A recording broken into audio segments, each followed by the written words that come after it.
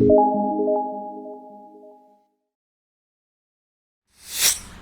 Everyone, नमस्कार, खुशामदीद। मेरे channel में आपका सबका स्वागत है।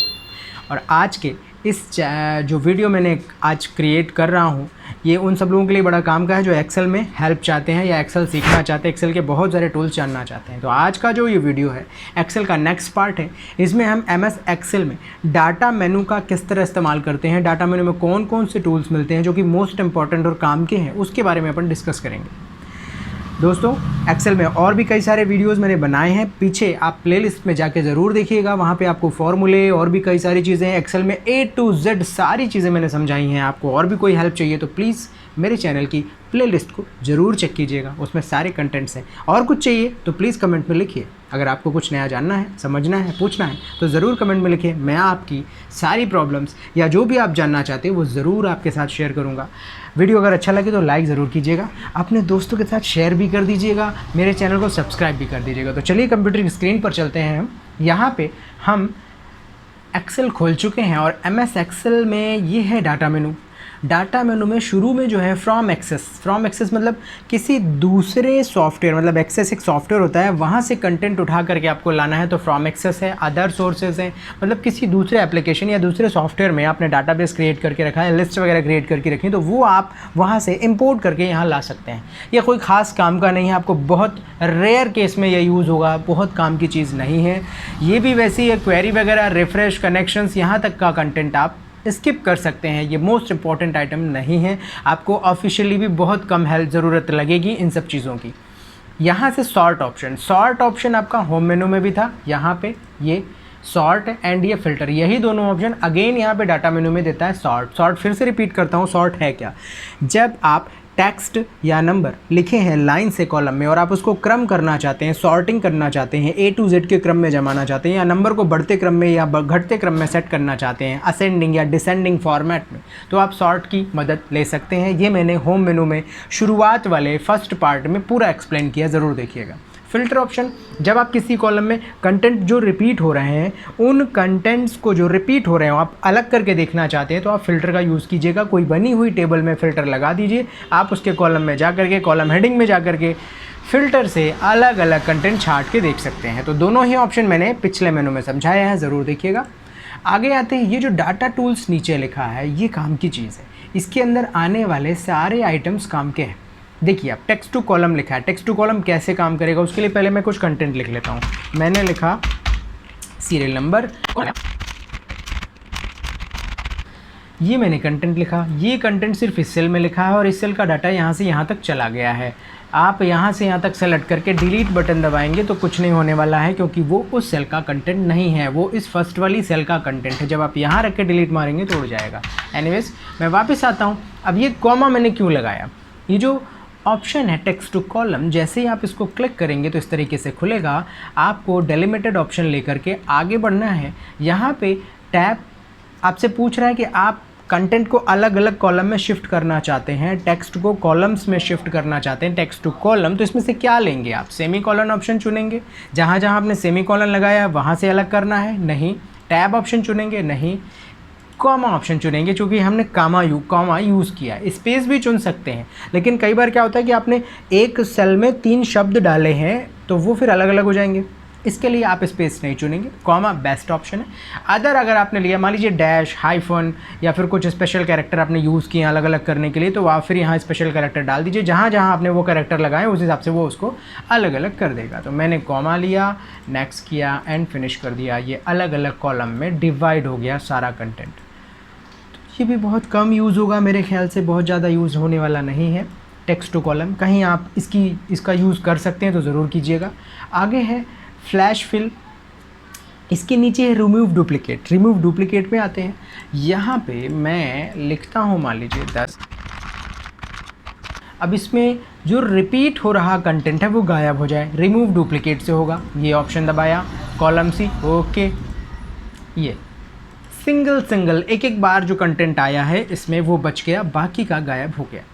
तो ये जो है रिमूव डुप्लीकेट ऑप्शन है, याद रखिएगा। सीधा लिखा है, कॉलम में जो रिपीट हो रहा डाटा है उसको गायब कर देगा, डुप्लीकेट आइटम हटा देगा। अब आते हैं हम डाटा वैलिडेशन। ये गज़ब की चीज़ है, इसको ध्यान से देखिएगा। एच कॉलम में सेलेक्ट करता हूँ। पूरा कॉलम सेलेक्ट करने के लिए जो कॉलम की हेडिंग है उस बटन को दबा देना होता है। जैसे कि जी को दबाएंगे तो नीचे तक लास्ट तक पूरा कॉलम सेलेक्ट हो जाएगा। एच क्लिक करेंगे तो पूरा कॉलम लास्ट तक सेलेक्ट हो जाएगा। आपको पता होगा एक एक्सेल की शीट में टोटल रो कितनी होती है, मतलब ये कॉलम कहाँ तक जा रहा है, ये रो कितनी है पेज में, 10,48,574 टोटल रोज़ होती हैं एक शीट में और कॉलम होते हैं 16,384। ओके, तो ये जो क्लिक किया मैंने, ये लास्ट नीचे तक जा कर के ये सिलेक्ट हो चुका है। ओके, एच कॉलम सेलेक्ट करके डाटा वैलिडेशन में आप जाइए। जाने के बाद अलाउ है एनी वैल्यू, मतलब आप यहाँ पे कुछ भी लिख सकते हैं। इसको मैंने क्लिक किया। यहाँ पे हम अप्लाई कर देते हैं होल नंबर, तो ये सिर्फ नंबर लिखेगा, आप टेक्स्ट नहीं लिखेगा। नंबर में भी पूछता है कैसे नंबर लिखने हैं आपको, बिटवीन कहाँ से कहाँ तक का नंबर लिखना है, इक्वल टू कितना बराबर, ग्रेटर देन मतलब इससे बड़ा, लेस देन इससे छोटा, कौन सी कंडीशन लेनी है। तो मान लीजिए बिटवीन ही रखा है, कोई प्रॉब्लम नहीं। मैंने लिया 10 और यहाँ पे ले लिया मैंने मान लीजिए 100। ओके कर दिया। अब इस पूरे कॉलम में 10 से छोटा नहीं लिखेगा, 100 से बड़ा नहीं लिखेगा। आपको आगे नहीं जाने देगा। आपने 101 लिख दिया है, आपको आगे नहीं जाने देगा। 100 लिखेंगे लिखेगा, आप 10 लिखेंगे लिखेगा, 9 लिखेंगे नहीं जाने देगा आपको आगे।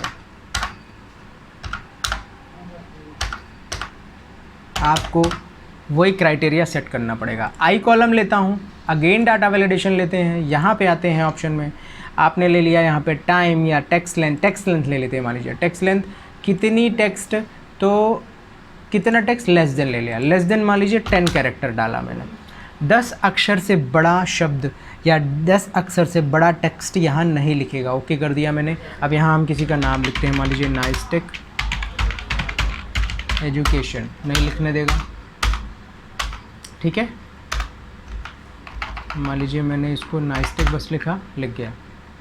तो टेक्स्ट लेंथ ऑप्शन भी है यहाँ पे। तो ये सारी चीज़ें आप कभी कोई टेबलर फॉर्मेट बनाते हैं ऑफिशियली, वहाँ पे मिस्टेक्स ना हो इसके लिए वैलिडेशन लगा सकते हैं। ये जो मैंने अभी शुरू में नंबर्स में लगाया, जैसे कि क्वांटिटी सेट है कि इससे ऊपर होगा ही नहीं, तो कोई गलती से भी डालेगा तो वो उसको डालने नहीं देगा, वो उसको लिखने नहीं देगा। ऐसा अपन क्राइटेरिया यहाँ पे सेट कर सकते हैं। तो ये डाटा वैलिडेशन बड़ी काम की चीज़ है। इसके सारे ऑप्शन आप ट्राई कीजिएगा। ये कस्टम है, ये लिस्ट है, ये डेसिमल है, ये एनी वैल्यू तो कुछ भी लिखने देगा, कोई इशू नहीं। टाइम है, डेट है, ये सारे ऑप्शन आप ट्राई करके देख सकते हैं। ओके, तो आगे बढ़ते हैं। यहाँ पे अब है आपका कंसोलिडेट। कंसोलिडेट क्या करता है, अलग अलग जगह लिखे नंबर को कैलकुलेट करके देता है। मतलब कुछ यहाँ लिखा है और कुछ यहाँ लिखा है, तो दोनों को कैलकुलेट करेगा। अब देखिए यहाँ पे कुछ नंबर्स डले हैं, कुछ नंबर यहाँ डले हैं, मुझे आंसर यहाँ चाहिए। ओके, मैंने यहाँ क्लिक कर दिया पहले जहाँ मुझे आंसर चाहिए। कंसोलिडेट ऑप्शन जैसे ही मैंने खोला तो ये आपका आ गया सम फंक्शन अप्लाई है, मतलब जोड़ेगा। आप इसे काउंट, एवरेज, मैक्स, मिन जो भी इसमें से आपको ठीक लगे वो चुन सकते हैं। फ़िलहाल मैंने सम ले रखा है। रेफरेंस में जाएंगे आप, ये कितनी सेल हो गई, 5 सेल को मैंने सेलेक्ट कर लिया। सेलेक्ट करते ही यहाँ पे एड्रेस आ जाता है, आपको यहाँ क्लिक करके सेलेक्ट करना है, याद रहे। आप इसे ऐड कर दीजिए, यहाँ आ जाएगा। अब अगेन आप इसको मिटा दीजिए, ऊपर जो रेफरेंस लिखा है यहाँ क्लिक करने के बाद फिर से 5 रो आप यहाँ पे सेलेक्ट कर लीजिए। ये अब आप इसे अगेन ऐड कर दीजिए, तो पहले वाला ये और दूसरा वाला ये सेलेक्ट हो गया है। अब आप इसे ओके कर दीजिए। ये पहले को पहले से जोड़ दिया, दूसरे को दूसरे से जोड़ दिया, तीसरे को तीसरे से, चौथे को चौथे से और 5वें नंबर को 5वें नंबर से जोड़ करके आपको आंसर दे दिया है। ठीक है, तो इस तरीके से ये काम करता है कंसोलिडेट, मतलब अलग अलग जगह लिखे कंटेंट्स को कैलकुलेट करके आपको कहीं पे भी आंसर दे देगा। जहाँ पे आपने कर्सर रखा है, सेलेक्ट किया है सेल को, उस जगह पे वो उसका आंसर दे देगा। तो ये होता है कंसोलिडेट। कंसोलिडेट के बाद आपका मैनेज डाटा मॉडल्स में क्या चीज़ें हैं, ओके, व्हाट इफ एनालिसिस में आते हैं। ये भी काम का नहीं, इसे छोड़ सकते हैं, स्किप कर सकते हैं आप। व्हाट इफ एनालिसिस एक अच्छी चीज़ है। यहाँ पे व्हाट इफ एनालिसिस कैसे काम करेगा, देखिए मैं इसको यहाँ से या इतने कंटेंट्स को हटा देता हूँ। यहाँ पे मैं लिखता हूँ मान लीजिए 1200 और नीचे ले लिया मैंने 10। ईजी लेता हूँ ताकि आप मन में भी कैलकुलेट कर सकें। अब मान लीजिए इन दोनों का मल्टीप्लाई करके हम आंसर ला रहे हैं, तो फार्मूला क्या लगेगा, is equal to first cell address into star, और सेकंड सेल एड्रेस ये वाला B6 का गुणा होगा B7 से मल्टीप्लिकेशन हो रहा है, इंटर दबाएंगे तो आंसर आ जाएगा 12,000। ओके, अब ये जो आंसर है ये इस पे और इस पे दोनों पे डिपेंडेंट है, ठीक है। अब ये जो व्हाट इफ एनालिसिस ऑप्शन है, इसमें सिनारियो और गोल सीक दो ऑप्शन मिलते हैं। सिनारियो और गोल सीक को समझिएगा, एक डेफिनेशन आपको छोटे से लाइन में बता दूं। सिनारियो मैनेजर जो होता है वो प्राइमरी नंबर, जो जैसे कि ये प्राइमरी नंबर है आपका 1200, तो प्राइमरी नंबर को बदलेंगे तो आंसर क्या आएगा ये जानने के लिए हम सिनारियो अप्लाई करते हैं। अब हम तो ऐसे भी कर सकते हैं ना कि 1200 को मिटा के मैंने 1100 कर दिया, आंसर तो आ गया। फिर मैंने 1500 कर दिया तो भी आंसर आ गया, कोई इशू नहीं है। अब सिनारियो क्या करता है, सिनारियो ये जो अलग अलग नंबर से ना इसकी एक लिस्ट बना के सेव कर लेता है। आप जब चाहें उसको क्लिक करके दिखा सकते हैं। देखिए मैं करके दिखाता हूँ। सिनारियो मैनेजर में जाएंगे, ऐड ऑप्शन में जाएंगे, सिनारियो कितने रुपए के लिए बनाना है, ठीक है, मुझे बनाना है 1750 रुपये के लिए। बाई चेंजिंग सेल में आप ये ले लेंगे जहाँ पे 1750 मुझे डालना है। अब आप ओके करेंगे। अब पूछ रहा है कि inter value for each of the changing cell, वहाँ पे आपको कितना रुपए चाहिए है, 1750 चाहिए है। 1750 जो मैंने पहले डाला ना वो उसका नाम था, याद रहे, वो वैल्यू नहीं थी, अब वैल्यू अब डाल रहे हैं। ओके कर दिया मैंने। ये एक 1750 का सिनारियो बन गया। एक और सिनारियो बनाते हैं। आप मैंने बनाया यहाँ पे 1250 रुपये का, बाई चेंजिंग सेल वही रहेगा। ओके, अब यहाँ पे अगेन 1250 मैंने डाल दिया और ओके कर दिया। ये दो सिनारियो बन गए। इस तरह से हम बहुत सारे सिनारियो बना के सेव कर सकते हैं, बार बार बदलना ना पड़े। उसके लिए क्या करेंगे, आप इसको क्लिक करेंगे और शो कर देंगे, बदल गया। आप इसको क्लिक करेंगे, शो कर देंगे। चूँकि मैंने नंबर इजी लिया है, ये कैलकुलेशन बहुत लंबा हो, इसका गुणा उससे, फिर वो घटा करके आंसर, फिर इसके बाद इसका परसेंट निकला, फिर लास्ट में फाइनल आंसर आया। ऐसे सिचुएशन में आपको बार बार कैलकुलेशन करने में दिक्कत होगी। तो ये आप सिनारियो बना के सेव कर सकते हैं और वहाँ पे आप क्लिक कर करके देख सकते हैं। शो करेंगे तो वो बदल करके आपको आंसर बताएगा। तो ये सिनारियो हुआ। अब इसका जस्ट अपोजिट गोल सीक काम करेगा। देखिए गोल सीक कैसे काम करेगा। गोल सीक में जब आप जाएंगे तो ये आंसर से शुरू करेगा। अब गोल सीक ये कहता है कि आप आंसर क्या चाहते हो वो बताओ, तो मैं आपको प्राइमरी नंबर बता दूंगा, ठीक है। मान लीजिए 12,500 आ रहा है, उनने बोला कि नहीं ऐसा नहीं है, मुझे मान लीजिए 18,520 रुपये चाहिए साल का, तो उधर रेंट कितना रखना पड़ेगा या प्राइमरी नंबर में क्या चेंजेस आएंगे। चलिए ठीक है, तो बाई चेंजिंग से लिए लिया है, वहाँ पे कितना चाहिए मुझे, 18,520 रुपये चाहिए। अब यहाँ लास्ट में ऊपर वाली सेल ले लेंगे और जैसे ही आप ओके करेंगे तो 18,520 आएगा, तो वो नंबर भी बदल जाएगा। ये चूँकि बहुत ईजी है, मैं आपको डिफ़िकल्टीज़ बढ़ा के देता हूँ। चलिए इसको मैंने डिलीट मार दिया आंसर को। मान लीजिए 1250 रुपये आपका रेंट है, ओके। टोटल मंथ हैं आपके, या इसको हटा देते हैं। मान लीजिए आता है यहाँ पे 4% टैक्स, मंथली है, इसको और क्लियर कर लेते हैं अपन, पर मंथ। अब आगे आते हैं यहाँ पे 5% रिपेयर पर मंथ, ओके ठीक है, ये उड़ा दिया मैंने। टोटल मंथ 12 होंगे, 12 महीने का हमें आंसर निकालना है। अब यहाँ पे आएगा टोटल ईयरली रेंट, साल का टोटल रेंट कितना होगा। तो अब इसको कैलकुलेट कैसे करेंगे, बहुत सारे मैथमेटिशियन हैं या एक्सेल जानते हैं, वो निकाल लेंगे फटाफट। चलिए मैं सॉल्व करके दिखाता हूँ। यहाँ पे आपको क्या करना है, 1250 का पर मंथ है चूँकि, तो एक महीने का रेंट 1250 दिया है, इसका आप 4% टैक्स निकाल दीजिए। इजकल टू 1250 एड्रेस लेना पड़ेगा, अपने से मत लिखिएगा, नहीं तो वो आंसर चेंज नहीं करेगा बाद में। आपको सारे कैलकुलेशन में पिछला जो नंबर है उसका सेल एड्रेस ज़रूर डालना है। इंटू 4/100 इंटर, आ गया 50, ओके। अगेन इजकल टू ये ले लिया, इंटू 5/100, ये आ गया 65.5।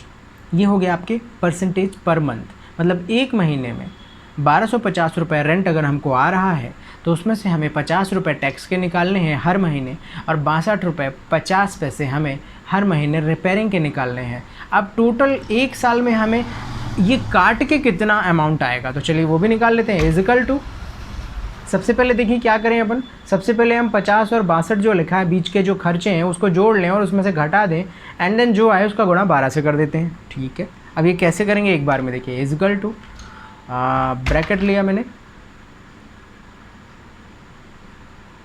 और ब्रैकेट लेने के बाद सबसे फर्स्ट सेल ले ली मैंने, माइनस अगेन ब्रैकेट लिया मैंने, ये प्लस का साइन, 50 को मैंने 62 से जोड़ना है, 62 ले लिया, 2 बार ब्रैकेट लगा दिया। अब देखिए सबसे पहले सबसे अंदर वाले ब्रैकेट में काम होगा, दोनों जुड़ जाएगा, ब्रैकेट खुलेगा तो वो 20 से घट जाएगा, फिर वो ब्रैकेट खुलेगा तो इनटू ये वाला 12 ले लेंगे और एंटर मार देंगे। आंसर आ गया 13,650 रुपये। एक लाइन में हमने आंसर कैलकुलेट कर लिया। अगर मैथमेटिक्स आपने पढ़ी है इस तरह वाली तो आप सारे फॉर्मूले इस तरीके से खुद ट्राई कर सकते हैं, ये आंसर इस तरीके से आएगा। अब डिफ़िकल्टी आ गई थोड़ी, देखिए अब कहना है कि यार ये 13,650 मुझे समझ में नहीं आ रहा, मुझे साल का 14,000 15,000 रुपये चाहिए या 14,000 रुपये चाहिए, तो तुझे बता कि ये रेंट कितना रखना पड़ेगा। ठीक है, गोल सीक से निकाल देते हैं, गोल सीक B6 आंसर ले लिया उसने अपने आप। यहाँ पे मुझे चाहिए साल का 14,000 रुपये। ओके, 14,000 रुपये अगर साल का चाहिए, अब बाई चेंजिंग सेल यहाँ पे प्राइमरी नंबर वाली सेल ले लीजिए और ओके कर दीजिए। 14,000 अगर आपको चाहिए है साल का तो रेंट रखना पड़ेगा 1,282 रुपये, 1,282 रुपीज़, और उसके टैक्स भी ऑटोमेटिकली निकल आए और 12 मंथ के हिसाब से घट करके वो सारा कुछ कैलकुलेट होकर के सामने आ गया 14,000 रुपये। तो ये दोस्तों निकल आया कैलकुलेशन। यहाँ पे गोल सीक का ज़बरदस्त काम है। अगर आपको बोला जाए कि 15,000 मुझे चाहिए, आप बताओ रेंट कितना रखना पड़ेगा, तो ये उल्टा निकालना बड़ा मुश्किल काम है। तो ये गोल सीक इस तरीके से काम करता है। गोल सीक एंड सिनेरियो दोनों बढ़िया चीज़ है। बिज़नेस पर्पज़ में, मीटिंग्स में, सेमिनार्स में इसका ज़बरदस्त यूज़ करते हैं लोग। जब मीटिंग्स करते हैं और बताना चाहते हैं कि हम इसका रेंट ये रखेंगे, इसका रेंट ये रखेंगे, इसमें इतना बचेगा, इसमें इतना बचेगा, तो वहाँ पे कैलकुलेशन बहुत काम का रहता है। ओके, तो अब और आगे बढ़ते हैं। व्हाट इफ एनालिसिस हो गया। Forecast screen. फोरकास्ट स्क्रीन क्या है? वो जो ग्राफ तैयार होता है ना, उस तरह की चीज़ है ये। बाकी इधर और कुछ काम का नहीं है। ये जो टूल्स वाले ऑप्शंस मैंने बताए हैं ये काम के हैं। इसको प्रैक्टिकली चेक करके आप देखिएगा ये कैसे काम करता है। अगर समझ में आया हो तो ज़रूर लाइक कीजिएगा, नहीं समझ में आया हो तो नीचे कमेंट ज़रूर कीजिएगा आप इसमें और क्या जानना चाहते हैं या कुछ मैंने स्किप किया है, छोड़ा है, तो उस बारे में भी आप डिस्कस कर सकते हैं। आप पूछ लीजिए, मैं नेक्स्ट सेशन में ज़रूर बताऊँगा। तो चलिए आज के लिए इतना ही। Have a good day.